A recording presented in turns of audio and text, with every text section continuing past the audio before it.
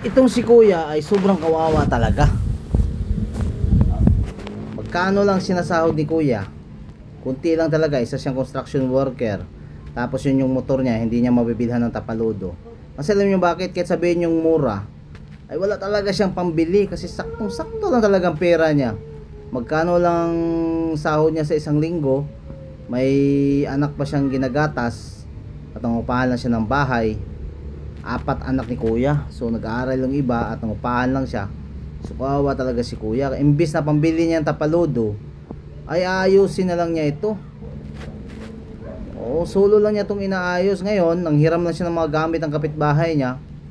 So dinidiskartehan niya ito para lang maayos itong tapaludo niya ng motor. Ang mahirap pa nga dyan, ultimo pang ano niya, pang soldering iron, wala pa. So ito ginagawa pa niya gagawin pa niya ito, didiskartehan pa niya. Soldering iron ba to o pang welding? Yan parang sa battery nga yan yung kinuha niya. Tapos ito yung gagawin niyang ano to, welding rod. Kinunik niya ito sa wire, yung pinalapad. Tapos kinuniktahan, kinunik pa yung wire pa ulit. So ito, bakal lang kakabitan. So, wala talaga to si kuya talaga. Mahirap lang talaga to si kuya at kawawa talaga. Kulang na talagang pera niya. So ito, grinder. So construction worker si kuya. Itong magamit na to, nahiram lang to niya sa kaibigan niya. Oo.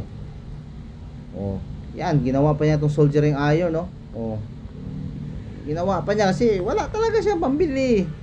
Wawa talaga. So ito na nga, testing na niya ito kung gagana pa ba. So ang di ba nabasag yung tapaludo niya, ang pangdugtong niya dito gamit ang stapler, bala ng stapler.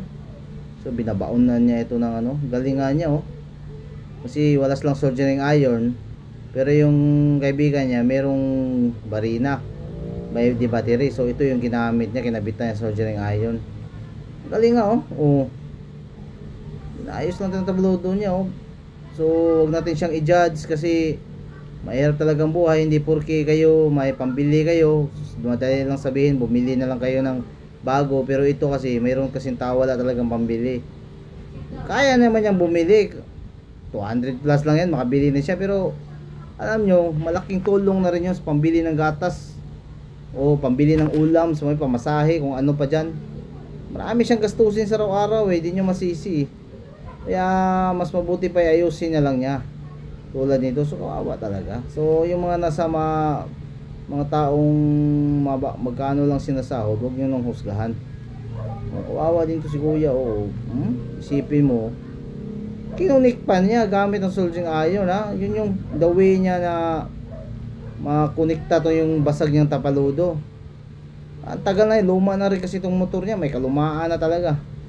So sikanhan lang kasi itong nabili niya kasi para makatipid niya sa mamasahe. So okay na, kinuskus na ito niya ng ng liha. Pwede na kuskusin ng liha okay na Ito paano okay, nilihan niya ito, ayos. Ayan na, matigas na, medyo ayos na. Ito, pininturahan na niya ito. Yung pintura pa yan, baka bigay lang din niya sa kaibigan niya yan kasi nasa construction niya siya ng trabaho. So ito, buti Honda yung motor niya. Luma na talaga yung ano niya, motor. So yan okay na Ay, salamat.